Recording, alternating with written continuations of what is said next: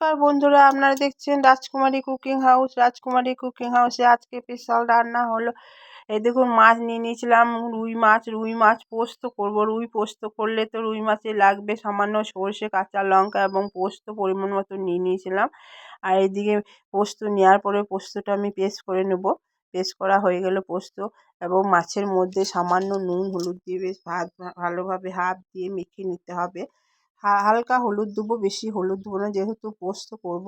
ওইদিকে কড়াইতে তেল গরম করতে দেওয়া হয়ে গিয়েছে। তেল যেই গরম হয়ে যাবে আমি মাছগুলো ছেড়ে দেবো এক একটা করে। পেটি মাছটা দেখুন কত বড় বড় মাছের পেটিগুলো। প্রথমে পেটি এবং তারপর দুটো পিস দিয়ে দিলাম। দেওয়ার পরে বেশ ভালোভাবে ভেজে নিতে হবে, ভেজে তুলে নেবো। খুব লাল করব না, হালকা ভাজবো, যেহেতু পোস্ত করব। এতে পোস্ততে তেল গরম হয়ে গেছিলো, গোটা গরম মশলা এবং শুকনো লঙ্কা দিয়ে দিলাম। তারপরে পোস্ত বাটাটা দিয়ে দিলাম। পোস্ত বাটা দেওয়ার পরে বেশ নেড়ে চেড়ে নিতে হবে। নাড়াচাড়ার পরে বেশ যখন ভীষণ তেল ছাড়বে, তখন আমি পরিমাণ মতন নুন দিয়ে দেবো। নুন দেওয়ার পরে আমি ওইদিকে গরম জল করেই রেখেছিলাম, ওই জন্য গরম জল দিয়ে দিলাম পরিমাণ মতন।